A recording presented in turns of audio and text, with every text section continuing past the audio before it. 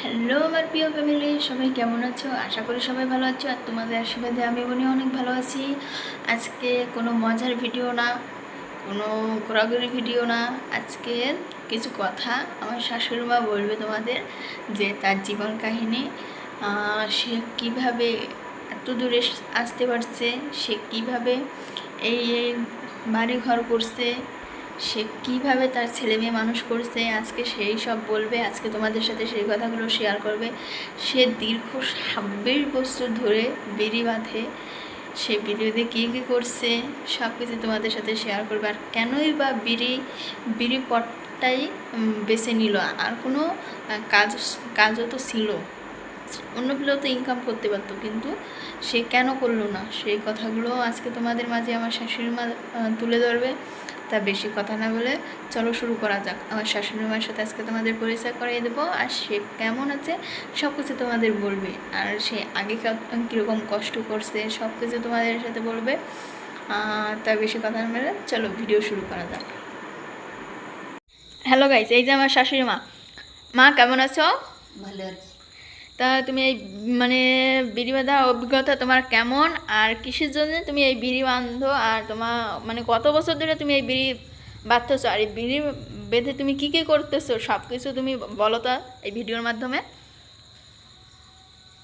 আমি বিড়ি বাঁধছি আজকে 26 বছর। তখন আমার 2 ছেলে 1 মেয়ে, ঠিক আছে। আমার স্বামীর আর্থিক অবস্থা খুবই খারাপ, মানে উনি যেটা ইনকাম করে সেটা দিয়ে আমার ছেলে মেয়ের পড়াশোনা দিয়ে সংসার দিয়ে এটা করছেন, এবং আমি সেলাইয়ের কাজও জানি, কিন্তু আর্থিক অবস্থা খারাপের জন্য আমি মেশিন কোনোদিন কিনতে পারিনি।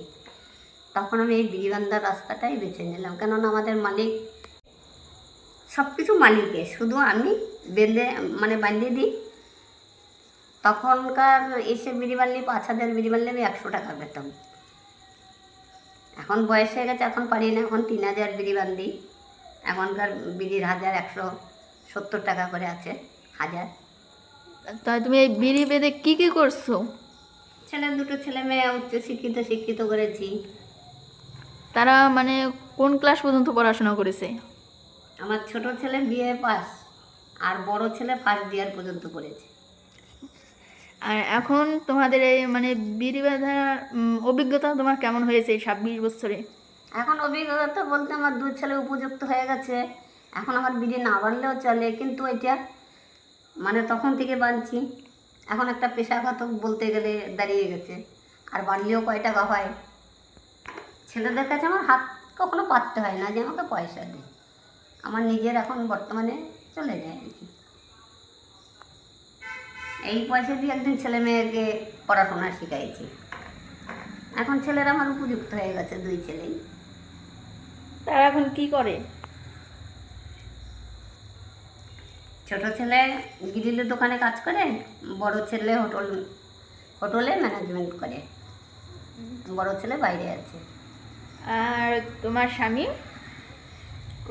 উনিও কাজ করে, এই সেন্টারি লাইনে কাজ করে। এখন বয়স হয়ে গেছে, তাও টুকটাক যা পারে করতেই থাকে, বসে থাকে না। ওই অবস্থায় তখন আমাদের একটা ভাঙা ফুটো ঘর ছিল, এখন যা হোক ঠাকুর কোনোরকম একটা ঘর করেছি। বড় ছেলে বিয়ে দিয়েছি, ছোট ছেলে বিয়ে এখনো দিতে পারিনি। এই আমার অভিজ্ঞতা। তা তুমি এই বিড়ি বেঁধে খুশি তো? হ্যাঁ, খুশি।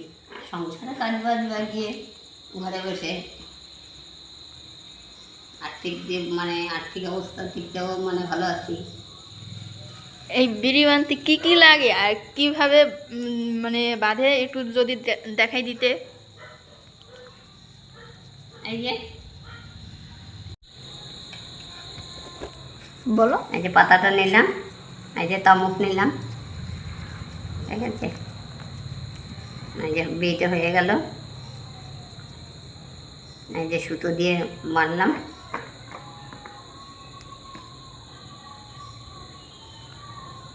কাটি দিয়ে গেল।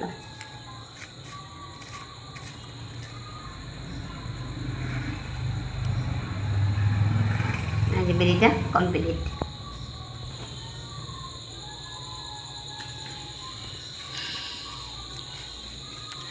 তুমি এখন, আগে তো 1000 বিড়ি বাঁধতে 100 টাকা দিত, কিন্তু এখন 1000 বিড়ি বাঁধলে কয় টাকা দেয়?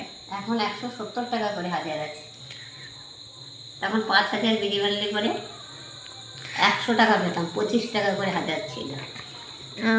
তাহলে মানে এখানে শুধু তুমি একাই কি বাঁধো, না আরো অনেকে না, বিড়ি বাঁধে? আমাদের এখানে অন্য কোনো কাজ মানে খুব কম, আমাদের সব বিড়ি বেশি বাঁধে।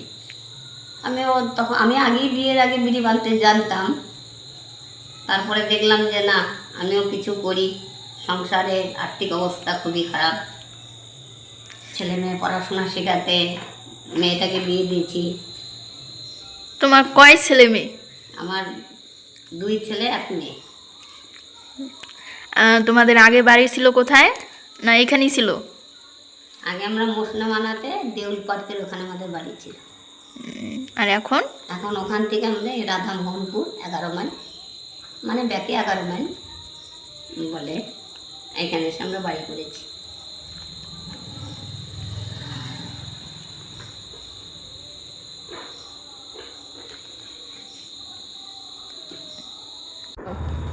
হ্যালো গাইস, তোমরা নিজের কানে শুনে নিলে সব কিছু, যে আমার একবার শাশুড়ি মা মুখ কত বুঝতে কষ্ট করে তার ছেলে মেয়েকে মানুষ করেছে। তার একটা মেয়ে তাকে মানে বিড়ি দিয়ে বিয়ে দিয়েছে, তারপর তার 2 ছেলেকে পড়াশোনা শিখাইছে।